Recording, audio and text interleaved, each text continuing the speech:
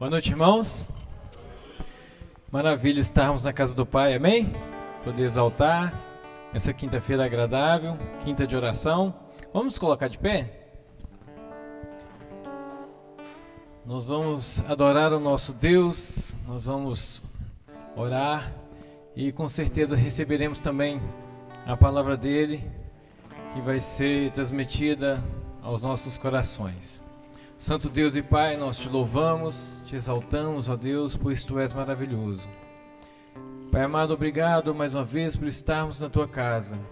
O privilégio, ó Pai, de juntamente reunidos aqui poder entoar cânticos de adoração ao único que é digno de toda honra e glória. Obrigado por este momento, ó Deus, por cada um que está aqui, pois é o Senhor que tem nos sustentado, tem nos mantido. Obrigado por tudo, pelo teu grande amor, ó Deus, pela tua misericórdia e pelo teu perdão. Em nome de Cristo Jesus agradecemos. Amém.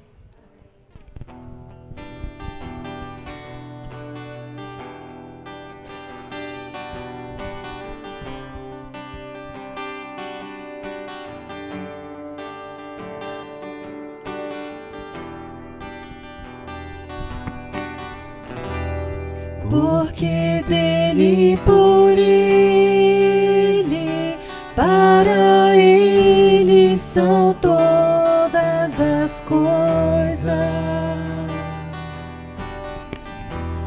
Porque dele, por ele, para ele são todas as coisas.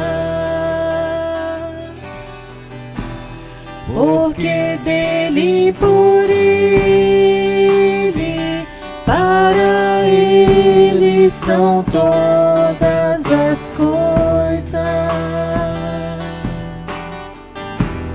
Porque dele, por ele,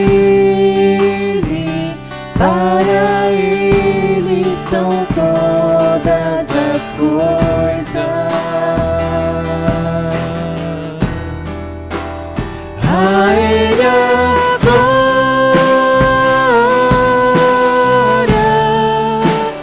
a ele a glória,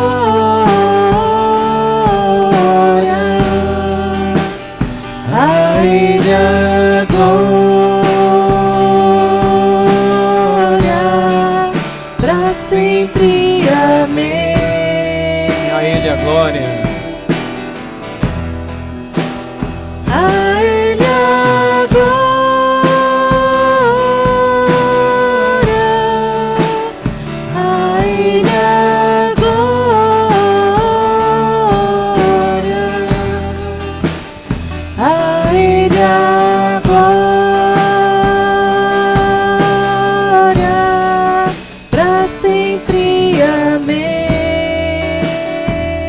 Profundas riquezas, quão profundas riquezas, o saber e o conhecer de Deus.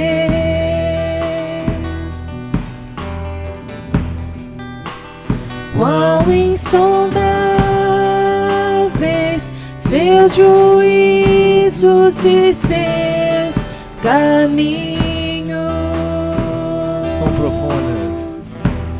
Quão profundas riquezas, o saber e o conhecer de Deus.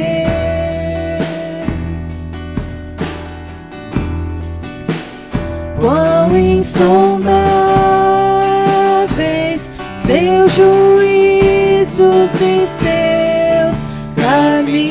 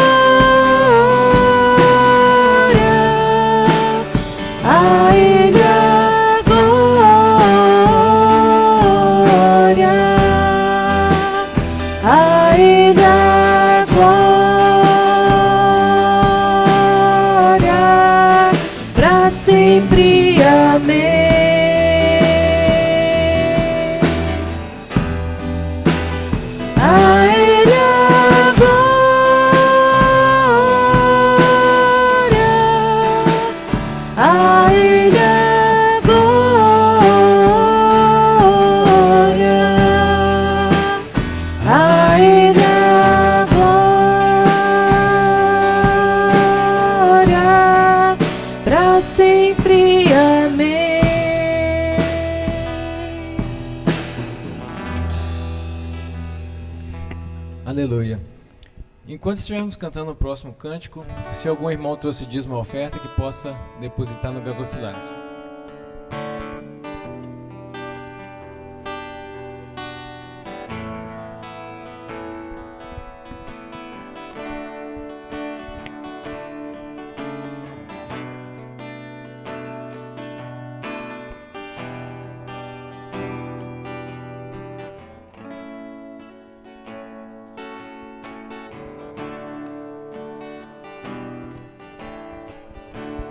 Não há Deus maior,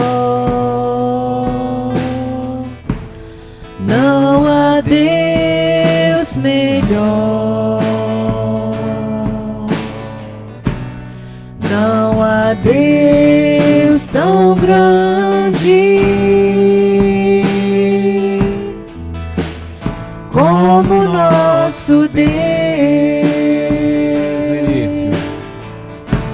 Não há Deus maior, não há Deus melhor, não há Deus tão grande como nosso Deus. Criou o céu, criou a terra, criou o sol e as estrelas, tudo Ele fez, tudo criou, tudo formou.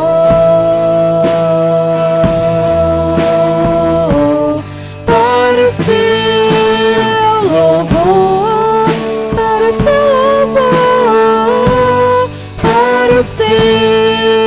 louvor, para o seu, para o seu,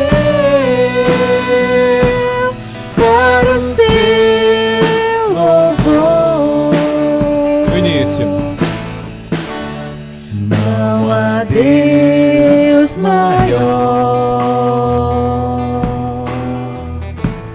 não há Deus melhor, não há Deus tão grande como nosso Deus. Criou os céus, criou a terra. Criou o céu, criou a terra, criou o sol e as estrelas, tudo Ele fez, tudo criou, tudo formou. Para o seu louvor, para o seu louvor, para o seu louvor, para o seu louvor, para o seu, para o seu, para o seu louvor. Aleluia. Irmã Lídia. Senhor Deus, nós te agradecemos, meu Pai, por esse momento aqui, meu Deus, prestado ao Senhor. Que esse louvor, meu Deus, chegue até o teu trono de graça, meu Pai, como um cheiro suave, Senhor. Receba toda a nossa adoração, todo o culto prestado aqui hoje, meu Pai.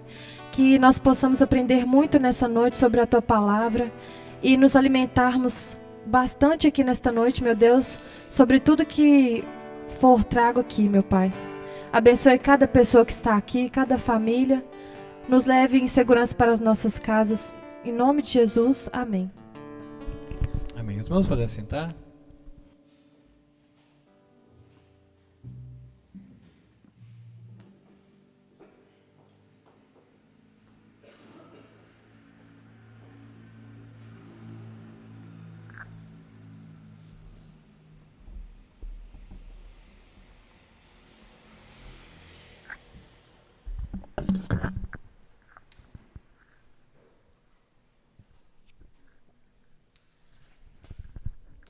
Boa noite, irmãos. A graça e a paz sejam com os irmãos. Amém? Amém. Que alegria, irmãos. Mais uma oportunidade de poder aprender da palavra do Senhor. E que bom que hoje está mais cheio que na semana passada, né? E que assim, a gente possa manter esse compromisso, né? Com a obra do Senhor, com a palavra dele. E tenho certeza que muito ele tem a falar ao nosso coração. Amém, irmãos? Hoje nós iniciamos uma série de estudos do livro de Hebreus. Então, eu convido você a estar abrindo lá no primeiro capítulo. Eu recomendo você trazer uma caneta, irmãos. Por quê? Para você anotar algumas coisas, para você grifar alguns versículos importantes, porque quando você anota, quando você grifa, você aprende mais, porque você lembra daquilo e fica marcado na sua Bíblia. Então fica uma dica aí para os irmãos. Hebreus, no capítulo 1. Nós vamos ler o capítulo inteiro, dele até o 14. Amém, irmãos? Todo mundo achou? Vamos lá. Há muito tempo Deus falou muitas vezes e de várias maneiras aos nossos antepassados por meio dos profetas. Mas nesses últimos dias falou-nos por meio do Filho, a quem constituiu o herdeiro de todas as coisas e por meio de quem fez o universo. O Filho é o resplendor da glória de Deus e a expressão exata do seu ser, sustentando todas as coisas por sua palavra poderosa. Depois de ter realizado a purificação dos pecados, ele se assentou à direita da majestade nas alturas, tornando-se tão superior aos anjos quanto o nome que herdou é superior ao deles. Pois a qual dos anjos Deus alguma vez disse: Tu és meu filho, eu hoje te gerei? E outra vez, eu serei seu pai e ele será meu filho? E ainda quando Deus introduz o primogênito no mundo, diz: Todos os anjos de Deus o adorem. Quanto aos anjos, ele diz: Ele faz dos seus anjos ventos e dos seus servos clarões reluzentes. Mas a respeito do Filho diz: O teu trono, ó Deus, subsiste para todo o sempre. Cetro de equidade é o cetro do teu reino. Amas a justiça e odeia a iniquidade. Por isso Deus, o teu Deus, escolheu-te dentre os teus companheiros, ungindo-te com óleo de alegria. E também diz: No princípio, Senhor, firmastes os fundamentos da terra, e os céus são obras das tuas mãos. Eles parecerão, mas tu permanecerás. Envelhecerão como vestimentas. Tu os enrolarás como um manto, como roupas, eles serão trocados. Mas tu permaneces o mesmo, e os teus dias jamais terão fim. A qual dos anjos Deus alguma vez disse: Senta-te à minha direita, até que eu faça dos teus inimigos um estrado para os teus pés?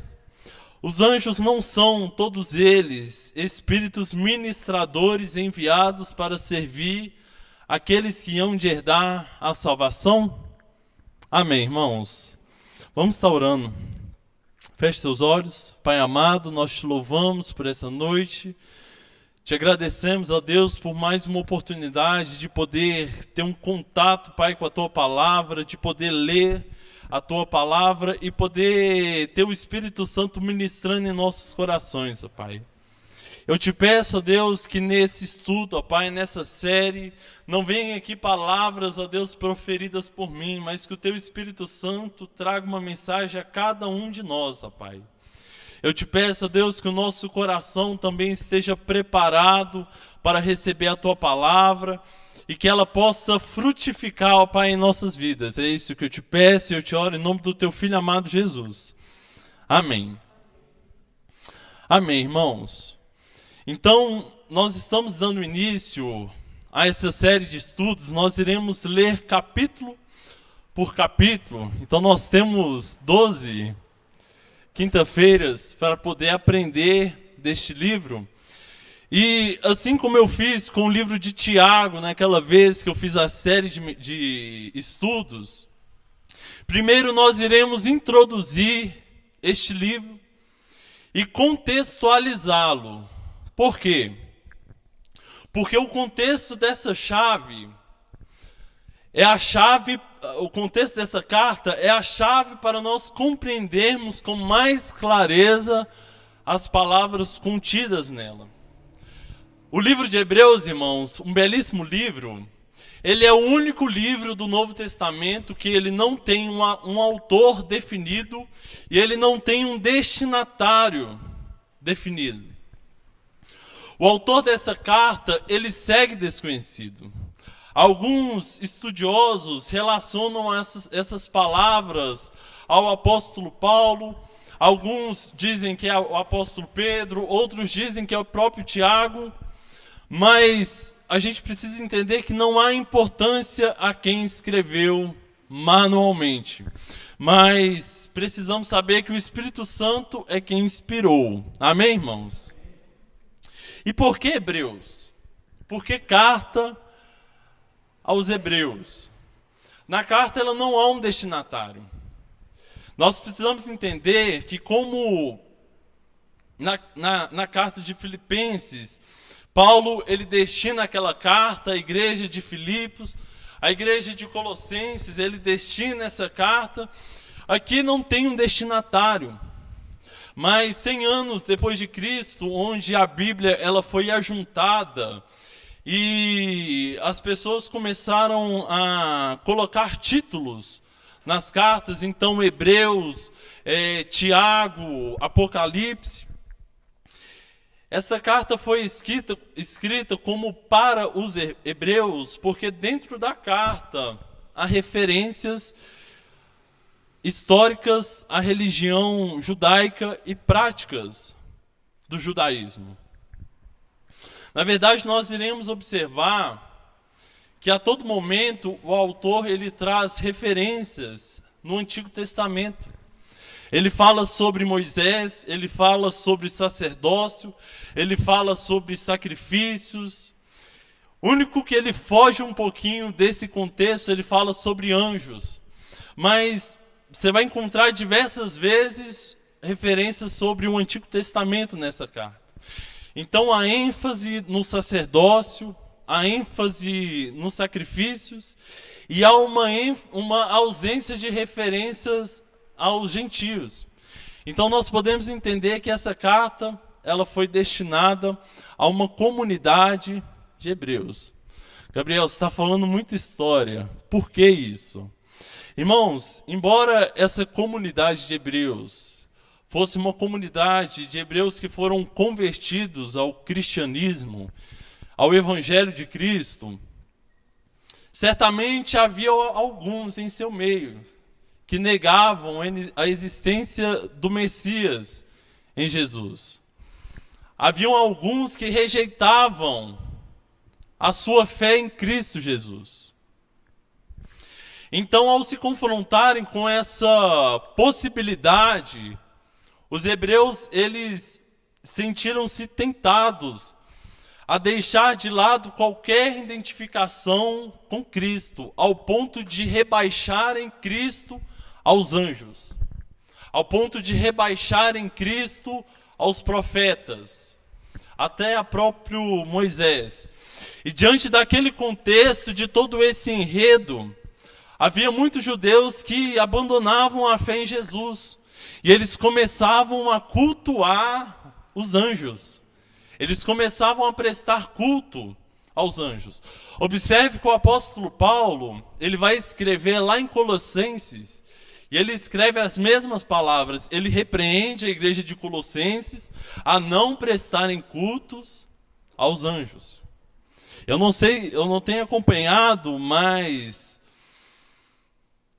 falava-se antigamente, um tempo atrás, as pessoas se voltavam a essa prática, a colocar os anjos até mais numa posição superior à posição de Cristo Jesus. Então, toda essa carta, ela irá traçar temas a respeito disso. Que Cristo, ele é superior.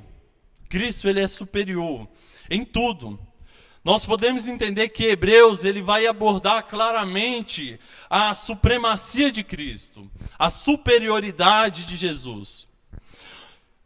Um teólogo, ele chama Charles Swindoll. Se vocês pesquisarem depois, vocês vão achar muitos livros dele. Ele foi um dos que me ajudou no TCC, que eu pontuei alguns livros dele. E ele pontua em um livro que precisamos entender que esta carta ela é destinada a 3 tipos de grupos. Anote isso, irmãos. Ela é destinada a 3 tipos de grupos. O primeiro grupo são crentes. Haviam os crentes genuinamente convertidos. E eles sofriam perseguições, eles sofriam a rejeição.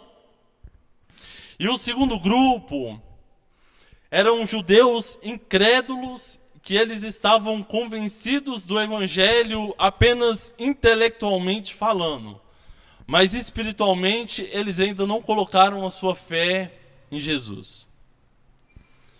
E havia judeus que foram atraídos pelo evangelho, mas ainda não tiveram uma convicção plena. Eles foram atraídos pela mensagem, mas eles não creram que Jesus era Filho de Deus. Então vamos lá, diante de todo esse contexto, vamos ao primeiro capítulo de Hebreus. Este primeiro capítulo, na verdade, toda a carta, ela afirma a existência do Senhor. Afirma a existência de Deus e a grandiosidade, a superioridade de Jesus. E nós precisamos entender, irmãos, até aqui, por mais que as pessoas investiguem, por mais que a teologia tente estudar, que a ciência tente explicar, e por mais que muitos declaram a impossibilidade da existência de Deus, de fato, Deus existe. Amém? Amém muito fraco. De fato, Deus existe. Amém? Amém. Mas só conhecemos Ele porque Ele se revelou a nós. Só há possibilidade de conhecer a Deus porque Ele se revelou a nós. E o conhecimento de Deus, irmãos, ele não vem de uma investigação humana. Ele não vem de uma investigação, por mais que nós tentamos explicar e aprofundar sobre Deus, nós o conhecemos porque Ele se revelou a nós. E aqui eu abro um parêntese sobre o contexto dessa mensagem, sobre algo que este capítulo ele nos ensina e que nós podemos compreender aqui essa noite, sobre o conceito de revelação. Alguém sabe o que é revelação? Já ouviu falar sobre a palavra revelação? O que é revelação? Revelação, ela é o desvendamento daquilo que está em mistério, daquilo que está oculto, daquilo que está escondido. Na verdade, é um conjunto de verdade sobrenatural manifestada pelo próprio Deus para o homem. E nós podemos destacar 7, não são somente essa, mas são 7 meios de revelações que Deus ele se revelou a nós. Primeiro nós temos a natureza. A natureza, ela revela o Senhor. Você observa a criação do universo, você olha para o corpo humano. A gente estava falando sobre isso, né, Xandinho, ontem? Que a evolução, ela fala sobre que o corpo, né, ele vem da evolução, mas e a mente, o pensamento, e o sentimento, e a alma que habita em nós. Então, a natureza, a criação, ela aponta a existência de Deus. Deus, ele se revelou ao homem através da natureza. O segundo, Deus ele se manifesta através da providência. Não apenas a providência àqueles que creem, mas Deus ele provém sobre tudo. Ele provém sobre todos, mesmo aos incrédulos. Conforme Paulo ele diz que todas as coisas cooperam para o bem daqueles que amam a Deus. Então é uma provisão sobrenatural do Senhor. O terceiro é a preservação. Imagina, irmãos, para a galera que crê na Terra plana, né? Imagine um globo, um círculo, sendo sustentado no universo. É a sustentação de Deus, é Ele que sustenta. É Ele que sustenta o universo, Ele que preserva a sua criação. O quarto é os milagres. E a gente vai se lembrar lá naquela série de mensagens sobre os 7 milagres de João. E os milagres, eles tinham o objetivo de quê? Que as pessoas elas crescem que Jesus era o Filho de Deus. Então era um meio que Deus ele manifestava ao seu povo, ele se revelava. O quinto, nós temos uma comunicação direta. O apóstolo Paulo, ele presenciou essa comunicação direta, porque ele viu o Senhor e o Senhor falou com ele. E em sexto, nós temos o Filho, Jesus. Ele é a revelação maior, superior, completa e perfeita. Em sétimo, nós temos a palavra de Deus. A Bíblia ela é a revelação do Senhor. Porém, em Hebreus, ele está resumindo tudo. Ele resume tudo isso que a gente pontuou aqui nos 2 primeiros versículos. Observe. Há muito tempo, Deus falou muitas vezes e de várias maneiras aos nossos antepassados, por meio dos profetas, mas nestes últimos dias falou-nos por meio do Filho, a quem constituiu o herdeiro de todas as coisas e por meio de quem fez o universo. Irmãos, Deus ele se revelou de uma forma natural, através da sua criação, e ele revelou de uma forma especial, que é através da sua própria palavra. E observe que a revelação natural, ela é suficiente para entendermos que Deus ele existe. Mas essa revelação, ela não era eficiente. Para quê? Ela não é eficiente para levar um homem ao conhecimento e relacionamento de Deus. Paulo, ele escreve, observe só, Romanos capítulo 1, versículo 20. Porque os atributos invisíveis de Deus, assim o seu eterno poder, como também a sua própria divindade, claramente se reconhecem, sendo desde o princípio do mundo, sendo percebidos por meio das coisas que foram criadas. Tais homens são, por isso, o quê? Indesculpáveis. Indesculpáveis. Davi ele destaca com firmeza: os céus proclamam a glória de Deus e o firmamento anuncia as obras de suas mãos. Só que Hebreus, irmãos, o autor de Hebreus, ele conhecia essa revelação. Ele sabia que a natureza manifestava a glória do Senhor. Ele sabia que a palavra revelava o Senhor. Mas ele destaca a maior revelação de todas. E todo o enredo dessa carta aponta somente para Jesus. Para aqueles judeus que ainda não estavam convictos de que Jesus, ele de fato é o Filho de Deus, o autor de Hebreus, ele destaca, ele enfatiza, ele focaliza a nossa intenção primeiramente na maior revelação e a mais completa, que é Jesus Cristo. Porque observe o versículo 3. Hebreus aqui ele destaca que o Filho é o resplendor da glória de Deus. Então ele é a última e completa revelação de Deus. E nós precisamos entender aqui, eu preciso que você entenda que não há outra revelação que irá suceder Jesus. Ele é a última e a mais completa revelação. Observe o que João ele escreve. O Verbo se fez carne e habitou entre nós, cheio de graça e verdade, e vimos a sua glória, glória como do unigênito Pai. Então Cristo, ele é a expressão exata de Deus. Cristo, nele habita toda a essência do Senhor. Nós precisamos entender que Jesus, ele tem os mesmos atributos de Deus. E assim, o Novo Testamento não é apenas uma sequência da sua revelação, mas é a sua consumação em Jesus.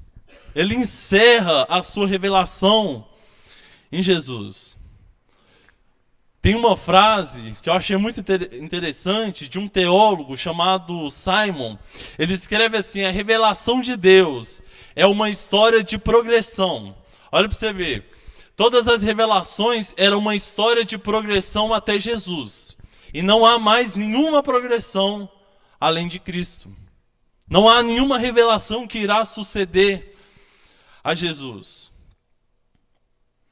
E esta carta para os hebreus, para alguns estudiosos, ela é quase que considerada como um evangelho. Porque a todo instante ela vai falar sobre Cristo Jesus. E o autor, ele não destaca Jesus apenas como a revelação superior, mas ele aponta a supremacia de Cristo. O que é isso, Gabriel? Supremacia. Significa que Jesus, irmãos, ele é superior em tudo e em todos. A chave para nós entendermos essa pregação é muita história, né? A gente volta muito ao passado, mas a chave para nós entendermos, nesses 12 dias, nós iremos estudar Hebreus. Anote isso: Jesus, ele é superior em tudo e em todos. Ele é superior em tudo e em todos. De todas as revelações, Cristo, ele é a superior. E observe o versículo 4. Tornando-se tão superior aos anjos, quanto o nome que herdou é superior ao deles. Tornando-se. A gente para pensar essa palavra, tornando-se, Jesus tornando-se, ele já não é o Filho de Deus, ele já não é todo poderoso. Essa palavra grega tornando-se, ela não refere a uma mudança de existência, mas é uma mudança de estado. É uma mudança de estado, porque de existência nós devemos lembrar que Jesus, ele sempre existiu. Jesus, ele sempre existiu. Isaías 9 destaca o Messias como o quê? Maravilhoso conselheiro, Deus forte, Pai da eternidade. Se alguém é Pai da eternidade, ele não tem um início nem um fim. Ele criou a eternidade. Ele é eterno, então ele sempre existiu, assim como o Pai. E nestes 3 primeiros versículos, irmãos, o autor ele já destaca características do caráter de Jesus que o mostrava superior de todos. O primeiro, que ele era herdeiro. Ele era herdeiro.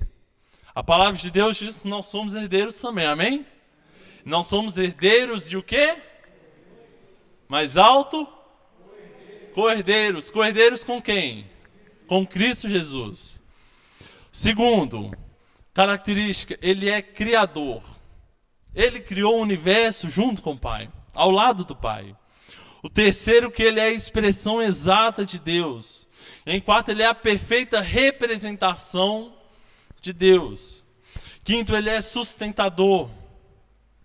E ele é Senhor exaltado. Agora, olha, irmãos, os judeus naquela época, eles tinham uma alta consideração sobre os anjos. Ao ponto de serem formadas algumas seitas que consideravam o arcanjo Miguel igual a Cristo ou até superior a ele. E eu abro um parêntese para, nos dias de hoje, acontece isso ainda. Alguns relacionam, algumas declarações de fé, têm negado a existência do Filho em Jesus, e têm comparado Jesus com o arcanjo Miguel, têm comparado Jesus como um anjo, têm comparado ele como um profeta. Hebreus, no 2º capítulo, ele vai dizer assim: por pouco Cristo ele foi feito menor, é nem igual, é menor que os anjos. Mas observe o versículo 6, o que o Pai, ele diz: todos os anjos de Deus o adorem. Mas observe a respeito do Senhor, quando ele fala sobre Cristo: o teu trono, ó Deus, subsiste para todo sempre. Cetro de equidade é o cetro do teu reino. E eu relembro, irmãos, no início da mensagem, nós podemos entender que essa carta, ela tem 3 destinatários. E vamos no primeiro, aos crentes, aos cristãos. Essa palavra para nós, Gabriel, cartas aos hebreus. Mas eu sou da nova aliança. Eu sou igreja. Eu não sou judeu. Eu não sou israelita. O que essa palavra é para mim? Essa palavra é para os cristãos, irmãos, como encorajamento. Por quê? Porque a revelação de Cristo, ela é melhor e maior do que todas as revelações. E é uma palavra de exortação também para nós, para nos mantermos firmes. Porque hoje vemos que muitas pessoas têm tentado retornar ao judaísmo. Pessoas têm tentado retornar à prática judaica. Têm tentado falar palavras hebraicas. Irmãos, olha só, essa palavra, ela é de encorajamento para nós. Porque Cristo, você retornar ao judaísmo é você retornar àquilo que é inferior àquilo que é superior, que é Jesus. Pense, essa palavra é encorajamento para nós. Por quê? Porque Cristo, ele é superior. E é uma palavra para nós mantermos firmes na esperança. Pense comigo, irmão, se Cristo, ele é superior, aí eu jogo essa mensagem para um outro lado, aplicando em nossa vida. Se Cristo, ele é superior aos anjos, aos profetas, aos sacerdotes, ele é o sacrifício superior, ele é a revelação superior. A palavra diz que ele é a expressão exata de Deus. Isso são características dele. O que são os seus problemas diante de Jesus? Para pensar. Se Cristo, ele é superior, quais são os seus problemas diante de Cristo Jesus? Não são nada. Não são nada. E depois de entendermos essa carta, seu destino, o contexto em que foi escrita, agora nós podemos pegar esta carta e aplicar isso em nossas vidas. Aplicar isso em nossas vidas. Mantenha o seu coração firme no Senhor. Mantenha o seu coração firme em Cristo Jesus. E sempre que você fraquejar, se lembre da supremacia de Cristo. Ele é superior em todas as coisas. Amém, irmãos? Finalizando esta mensagem, claramente Hebreus, ele está nos apresentando traços do judaísmo, Porém, ele nos mostra que Cristo é maior do que todos. E em nosso tempo, irmãos, nós temos pessoas que têm tentado voltar a esse judaísmo. Têm tentado voltar às práticas judaicas. Algumas igrejas ainda têm tentado trazer a ideia para o meio evangélico, a qual nós devemos rejeitar, a qual nós devemos nos manter firmes e rejeitar. Algumas práticas do judaísmo que são apresentadas nas igrejas como sendo espirituais. Como assim, Gabriel? Alguns dentro das igrejas tentam usar shofar, que é algo do judaísmo. Tentam usar candelabro, tentam guardar em festas judaicas. E o problema de tudo isso, irmãos, é apresentar isso como espiritual, como essencial, necessário para a nossa fé cristã. Mas nós devemos viver a liberdade que Cristo nos deu naquela cruz. Amém, irmãos? E rejeitar culto a anjos, rejeitar novas revelações, rejeitar práticas judaicas. E tudo isso faz parte do antes. Mas glória a Deus que hoje Ele tem nos falado através do Seu Filho. Amém, irmãos? Que nós possamos manter o nosso coração firme em Jesus, que nós possamos manter firme o nosso coração naquilo que é necessário para nós e não desviarmos o nosso foco, a nossa atenção. E sempre entender, Cristo, Ele é superior em tudo e em todos. Cristo, Ele é superior. Amém, irmãos? Vamos colocar de pé, vamos estar orando.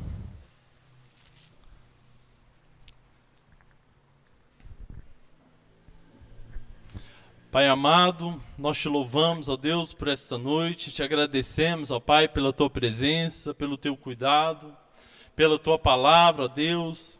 Essa palavra, ó Deus, que tem apresentado a nós a superioridade de Jesus, ó Pai.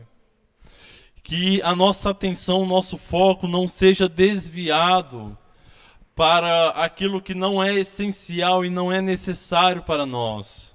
Que a nossa adoração esteja somente em Cristo, que Ele seja a prioridade em nossas vidas, que Ele seja essencial para nós, ó Pai. Que possamos, ó Deus, ter Ele como prioridade em nosso lugar de adoração, em nosso lugar de prioridade, ó Deus, que possamos buscá-lo, ó Deus, com todo fervor e crendo, ó Deus, que Ele é maior do que tudo. E mesmo quando enfrentarmos dificuldades, mesmo quando enfrentarmos problemas, ó Pai, que possamos crer que Cristo é maior.